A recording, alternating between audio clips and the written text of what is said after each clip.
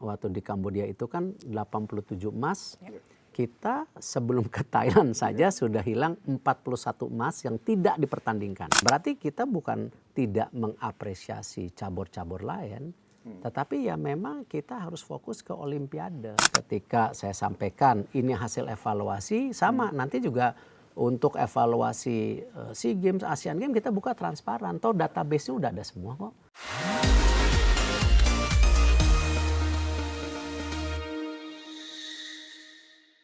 Ya pemirsa, torehan hampir 100 keping medali emas berhasil diraih oleh kontingen Merah Putih Indonesia. Dan hal ini tentu menjadi tonggak sejarah bagi Indonesia di mana berhasil finish di posisi runner up di bawah tuan rumah Thailand. Dan saat ini kami sudah bersama dengan Menteri Pemuda dan Olahraga Republik Indonesia, Pak Erick Thohir. Apa kabar Pak? Sehat? Alhamdulillah sehat. Sehat ya Pak ya, Alhamdulillah ya. Sebelumnya kita ucapkan selamat dulu ya Arung ya. Oh, untuk semua dong. Untuk semuanya ya. Bukan untuk saya, untuk bangsa Indonesia. Bapak sebagai Menpora kita ucapkan selamat, udah meraih 91 emas, 112 perak dan 130 perunggu. Nah dari kurang lebih 50 cabang olahraga nih Pak Erick, sebenarnya ada nggak sih cabur yang sebelumnya diproyeksikan tidak diproyeksikan emas lalu mendapat emas dan apakah apa saja yang di luar ekspektasi? Pasti ada, karena kalau kita lihat kan masing-masing cabur, atlet, pelatih ingin memberikan yang terbaik. Kita jangan melihat tidak mendapat emasnya atau mendapat emasnya saja, bahwa mereka semua berkorban. Ya, berkorban ninggalin keluarga, ada yang juga ninggalin sekolah sementara, ya kan. Dan tentu bahkan juga mungkin saya ada 1-2 atlet yang berjuang tapi tidak dapat emas tapi cedera. Contoh di sepeda. Betul. Kan sampai nabrak, pulang. Ya, tapi dia berusaha. Ada juga atlet menembak yang ternyata hamil 4 bulan masih semangat ya Pak. Wah, ya, gitu ya. Tapi itulah yang kita harus berterima kasih para cabang olahraga, para atlet, pelatih ini benar-benar memberikan terbaik gitu. Dan kalau kita lihat dari 91 emas, nanti kan kita akan ada 21 cabang unggulan. Itu dari 91 emas 58 emas dari 21 cabur unggulan kira-kira mungkin 63-65%. Nah, ini yang kita akan tingkatkan. Bahwa sudah nantinya kalau boleh ya dari 21 cabang olahraga ini kalau bisa di atas 70%. Supaya apa? Ketika kita mengikuti multi event lain, apakah itu SEA Games, Asian Games, Olimpiade, kita ada yang namanya bukan kepastian tapi paling tidak basis fondasi untuk mendapat emas. Yang kita harus belajar juga dari Singapura, dari Vietnam. Kalau kita lihat contoh Singapura itu salah satu lumbung emasnya dari berenang. Kalau Vietnam lain lagi. Nah ini yang kita coba mulai membangun saya rasa. Jadi kalau saya mohon maaf nggak mau melihat per individu karena saya lihat apresiasi. Toh sekarang sudah 91 emas itu jauh di atas target yang tadinya 80. Bahkan kalau teman-teman media ingat waktu di Kamboja itu kan 87 emas. Kita sebelum ke Thailand saja sudah hilang 41 emas yang tidak dipertandingkan. Artinya kalau kita basisnya dari 46 emas ke 91 ini kan udah lebih dari setengahnya ya Pak Erick. Sangat tidak mudah dan saya terima kasih kepada semua atlet dan saya juga mengucapkan terima kasih kepada Bapak Presiden ketika Bapak Presiden menerima kami di istana. Ada istilahnya beliau bicara ada satu mimpi saya sebagai individu atau sebagai anak bangsa yang ingin mewakilkan negaranya. Nah, jadi sebagai atlet salah satunya itu kan apresiasi yang luar biasa dan saat itu juga kita senang sekali ketika beliau ya bonusnya 1 miliar. Waduh, itu kan artinya presiden peduli masa depan atlet kita yang selama ini persepsinya kalau jadi atlet itu miskin, tidak ada masa depan. Nah ini yang beliau ingin bangun gitu. Bicara soal bonus ya, Arum, bagaimana nih? Wow. Soal bonus, Pak Prabowo kemarin sempat bercanda tuh, 91, banyak juga. Waduh, banyak juga nih dananya gitu. Dananya sudah tersedia kah? Sudah ada anggarannya kah? Ya beliau punya komitmen dan jangan dilihat 91 emasnya saja loh. Ada yang individu, ada yang bergu atau ganda, bahkan pelatihnya pun kan dapat bonus. Oh iya, betul. Ya. Semua ya jadi, rata berarti ya Pak Erik. Nah, saya rasa ya angkanya sih barusan saya hitung agak besar juga ya. Tapi ya tetap saya akan usulkan karena ini komitmen Bapak Presiden gitu. Ya artinya ini kan menjadi motivasi juga nggak sih, kan awalnya memang ditargetkan 500 juta naik jadi 1 M, itu apakah jadi motivasi atlet juga Pak Erik? Saya yakin iya. Karena yang tadi saya bilang Pak Presiden sebutkan saya punya mimpi yang tidak tercapai sebagai individu. Karena itu beliau apresiasi ini buat kesejahteraan masa depan, bonusnya didobel. Saya rasa itu terlepas para atlet, pelatih, ya cabang olahraga mempersiapkan dengan baik. Dan kita juga harus apresiasi, ya jangan sekedar ini yang saya ingin bangun juga kayak saya nih, mohon maaf loncat sedikit. Hari ini saya baru rapat mengenai evaluasi, ya. Tidak hanya SEA Games sekarang, ya, tetapi bagaimana persiapan SEA Games 2027 dan Asian Games. Artinya apa? Kita sebagai kementerian perlu ada kesinambungan. Artinya ya semua yang berjibaku di Kementerian Pemuda dan Olahraga kita harus apresiasi. Menteri-menteri juga kita harus apresiasi karena ini kerjasama konsisten yang berkelanjutan. Karena di suatu titik pun saya tidak jadi misalnya Menteri Pemuda Olahraga, tapi yang namanya Olimpiade, SEA Games ada lagi. Kan habis 2027, 2029. 2031-nya? Sudah termapping artinya ada dari SEA Games sekarang lagi. ya. Nah itu yang Erik, saya ya, bilang, saya ingin kontekstualnya bahwa ini kerja sama-sama gitu. Oke, bicara masih soal seputar bonus nih Pak Erik. Kan nih sejumlah atlet seperti dari atlet lari jarak jauh ya, Roby Sianturi dan Odekta Nebaho, terus petenis Justin Barki ini kan berniat untuk menyumbangkan raihan emasnya kepada para korban bencana atau penyintas bencana di Sumatera. Tanggapan Bapak seperti apa? Sangat apresiasi. Karena penting kita peduli dengan tentu masyarakat ataupun bangsa Indonesia yang sedang tentu kekurangan dan kedapatan musibah. Karena itu saya sendiri, ini bukan artinya apa-apa, ketika saya bersama Pak Tito waktu itu sama Pak Maman, kita tanda tangan kesepakatan bagaimana aset pemerintah daerah dan pusat bisa dimanfaatkan untuk olahraga ke depan ataupun kerjasama dengan swasta atau klub olahraga. Di situ kita juga bersama-sama bersepakat akan mulai memapping, ya kan, bantuan apa setelah pasca. Nah salah satunya disitulah kami Kemenpora kita akan sumbangsi memberikan kebahagiaan untuk tentu para korban bencana alam pasca.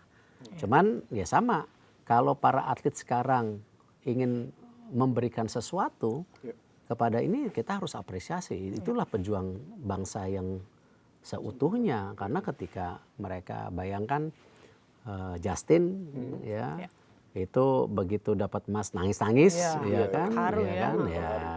Dan hal yang positif, dan saya rasa banyak atlet yang lain juga yang memang di SEA Games punya pemikiran sama, tetapi biarkan itu individu ya, karena saya tidak mau misalnya menggabungkan menjadi sumbang, enggak lah, ini biar individu. Toh yang tahu biar bangkit dari diri masing-masing ya Pak Erik ya. Yang tahu atlet sama Allah kok. Dan itu kan bagian dari bagaimana dia berkontribusi kembali ke masyarakat itu.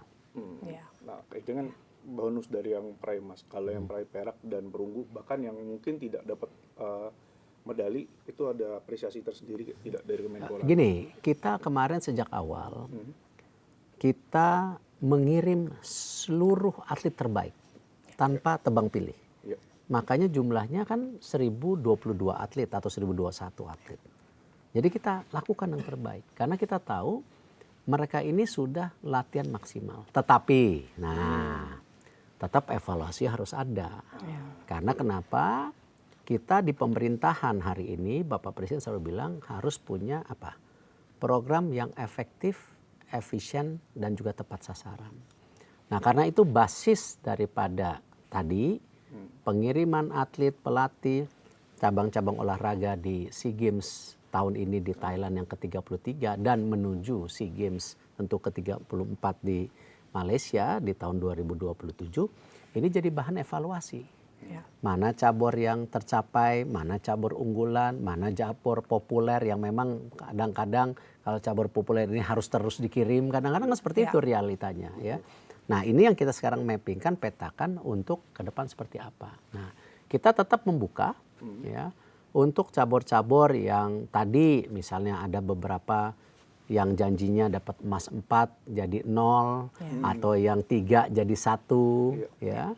Nah, tentu kalau yang meleset sedikit ya udah. Tapi kalau yang meleset banyak banget, evaluasi ya kita harus beri kesempatan nih? mereka pergi lagi tapi mandiri. Gitu kan saya udah sampaikan, mandiri silahkan. Nah, cuman konsekuensinya kalau mandiri ini problem lagi. Ketika atletnya mendapatkan medali, belum tentu pemerintah bisa bantu, ya kan, yang namanya uang penghargaan ketika dia juara emas misalnya. Nah, itu ada konsekuensinya karena memang kita menggunakan keuangan negara yang harus tertib administrasi. Tapi kesempatan kita berikan. Nah, ini yang kita mau dorong supaya semua atlet dan cabang olahraga yang mempunyai target atau yang mengirimkan punya yang namanya tanggung jawab. Kalau teman-teman media ingat waktu awal-awalnya saya sempat 4 hari sebelum jadi 91 emas, saya masih bicara ini 4 hari ke depan cabur-cabur menghitung dari potensi laporan itu 68 emas kalau tidak salah. Tapi waktu itu saya sama Pak Okto dan Pak Bayu sebagai Chief the Mission, Pak Okto sebagai Ketua KOI, saya bilang 34. Artinya udah diskon 50% loh. Ya.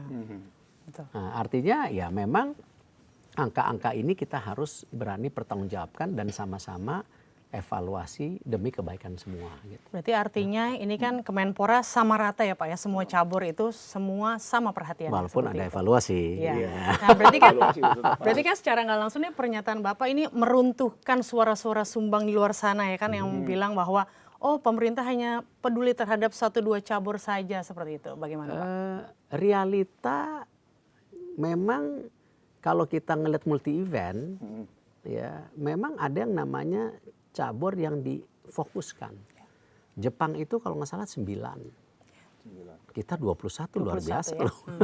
Nah, jadi tapi kan tadi datanya dari 91 emas, 58 emas sudah dari cabur unggulan dan maunya harus di atas 70. Nah, berarti kita bukan tidak mengapresiasi cabur-cabur lain, tetapi ya memang kita harus fokus ke Olimpiade sebagai tujuan utama. Coba kita lihat berapa banyak kejuaraan dunia yang orang ingat juaranya dibandingkan juara Olimpiade. Coba misalnya contoh di bulu tangkis, sebutkan juara dunia bulu tangkis. Pasti ingatnya Olimpiade terus. Nah itu, jadi artinya memang Olimpiade sebagai payung besarnya olahraga. Pucuknya ya Pak Erik ya. Makanya tadi Bapak Presiden dan kami Kemenpora bersepakat ini yang harus menjadi tujuan utama. Yang namanya SEA Games, Asian Games menjadi sasaran antara. Ini bukan berarti kita pilih-pilih karena memang yang masuk Olimpiade tidak banyak. Dan kita bisa lihat kalau di SEA Games ini kenapa selalu tuan rumah jadi juaranya. Karena tadi cabang-cabang olahraganya tidak semua cabang Olimpiade itu diikuti.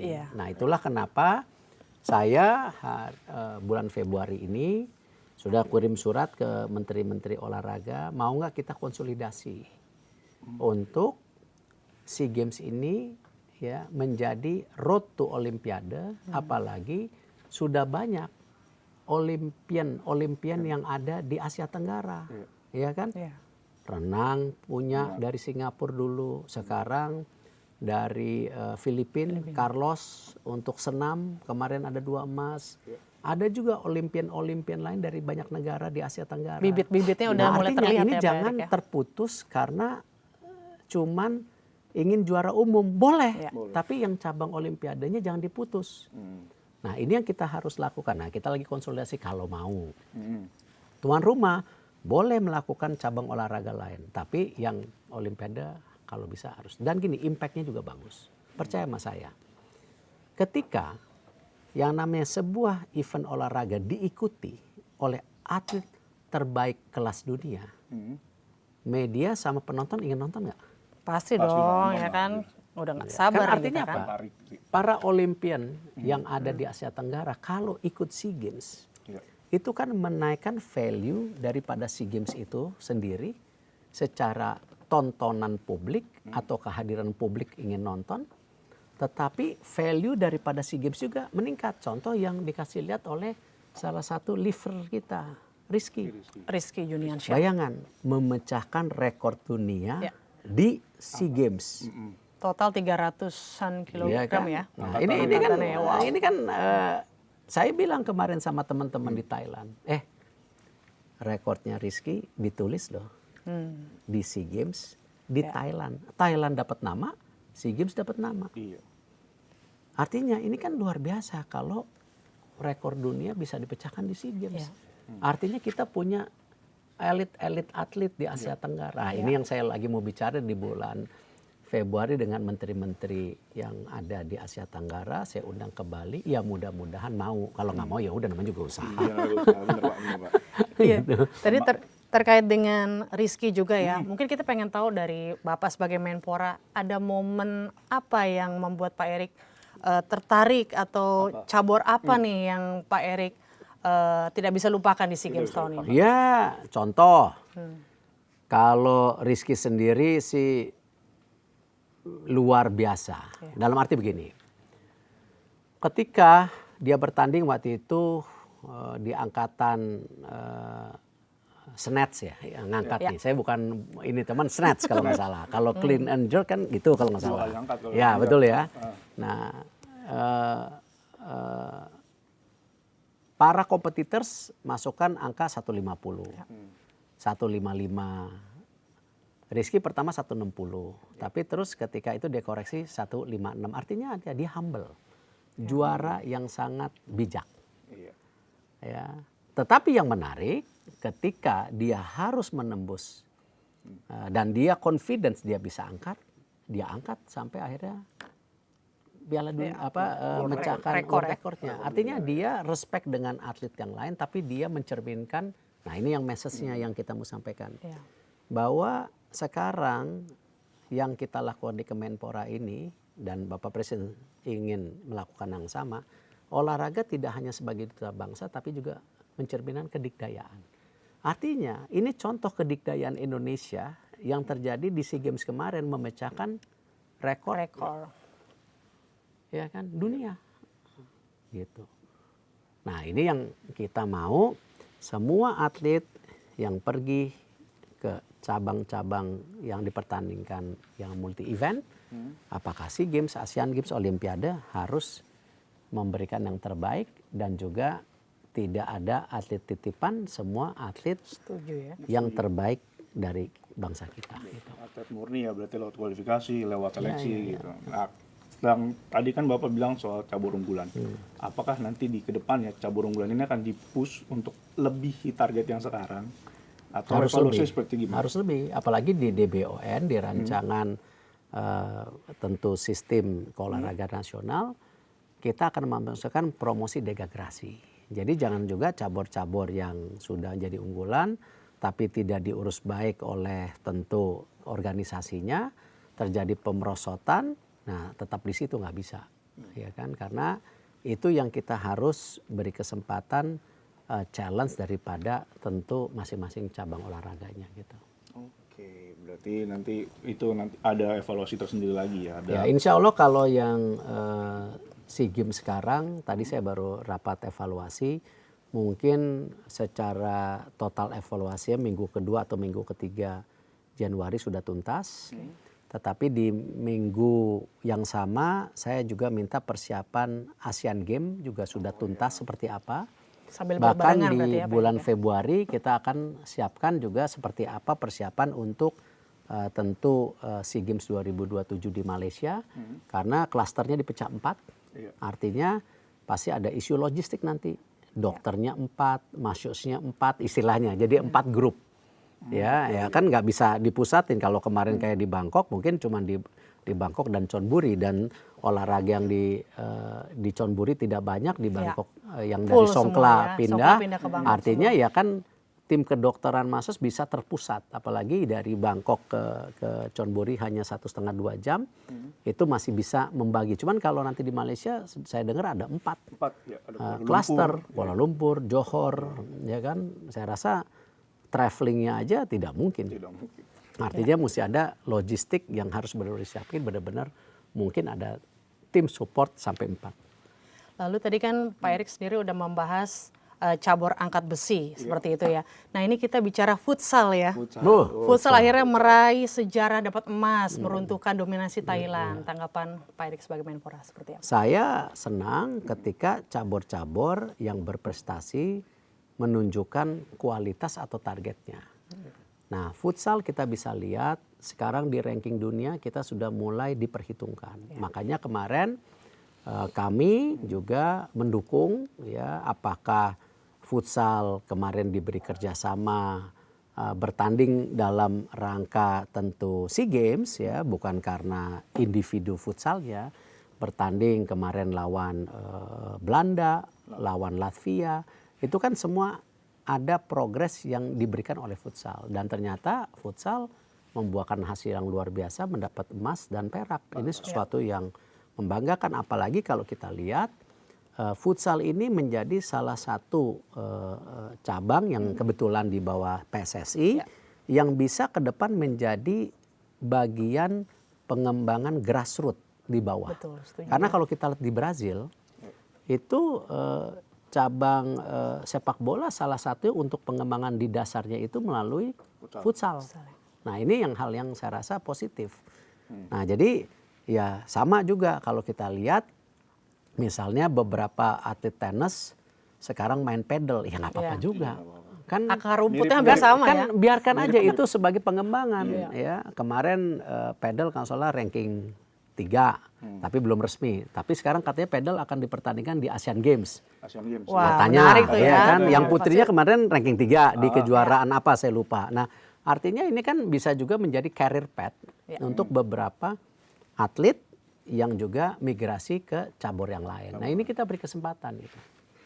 Oke, lalu bicara soal emas juga nih Pak Erik, apa sih sebenarnya yang harus dilakukan para stakeholder olahraga untuk ya menjaga tradisi emas kita Indonesia? Ya dengan kejujuran. Artinya apa?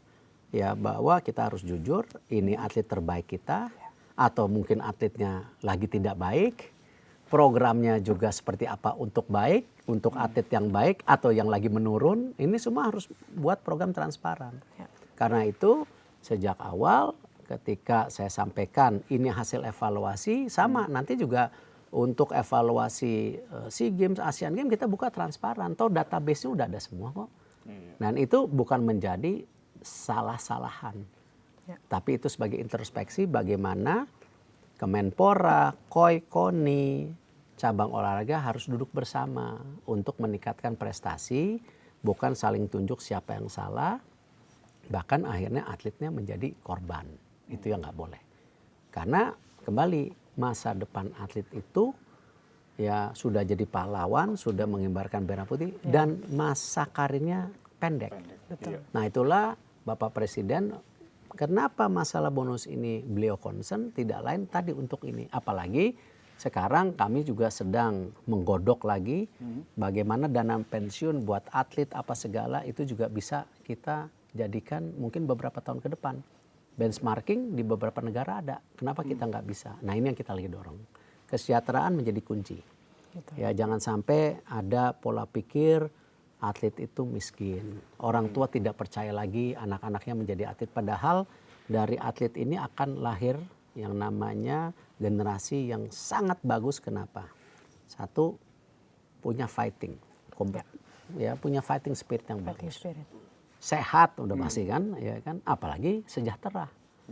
Nah ini yang kita lihat di Amerika banyak sekali bekas atlet-atlet NCAA atau yang namanya student athlete dari universitasnya itu banyak juga jadi pemimpin, ya banyak juga tetap berkarir di atlet. Nah ini yang kita harus kembangkan gitu. Nah, ini kan kita mau memasuki 2026 Asian Games. Sejauh mana nanti misalnya Kemenpora akan membantu cabur-cabur yang memang butuh bantuan banget untuk tampil di Asian Games Ya. gitu. Kalau dari 2 Asian Games sebelumnya, sebelum kita jadi tuan rumah 2018, itu kan jangan disamakan. Nanti juga jangan dibilang karena siapa itu, karena kerjasama pemerintah cabur itu kita waktu sebagai tuan rumah 31 emas loh, ranking 4. Betul. Ya, tapi jangan bayangkan Ya, itu, jangan kan? dijadikan standar, ya. Kalau kita lihat dari 2 Asian Games sebelumnya tuh rata-rata 4 emas. Ya, lalu kemarin yang terakhir kita 7 emas, karena di 7 emas itu ada dragon boat sama ada nomor menembak kalau nggak salah 1, tapi bukan di nomor olimpiade. Nah artinya kalau kita ngelihat realita emas di Asian Games itu 4. Karena yang 7 kemarin dikurangin dragon boat 2 tambah kurangin pistol 1, 4 juga. 4, ya. Nah artinya kalau kita ingin Asian Games ya naik target, ya mesti 7 lagi. 7 ya. Ya kan, dan itu kalau bisa rankingnya kalau 7 itu ya masuk 15 besar. Kalau kita bisa masuk 12 besar, 10 besar, emasnya mesti 12. Nah yang menarik kan Thailand emasnya kurang lebih 12. Nah kita harus bedah dari cabur apa. Nah ini yang kita harus harapkan kalau bisa yang Asian Games itu udah pasti weightlifting, ya panjat tebing, Wah, bulu itu tangkis tuh ya kemarin di andalan Asian ya. Games sebelumnya nggak dapat, ya siapa tahu ini bisa. Ya. Ditambah tentu apa panahan atau menembak. Kalau yang lainnya lagi yang kita. Nah jadi kalau bisa 7, tetapi karena 3 tidak dipertandingkan ya kita harus cari lagi. Nggak mudah cari 7 di Asian Games. Nah tapi ya itu yang kita lagi evaluasi, ya kan seperti apa persiapan Asian Games yang akan di Jepang nanti.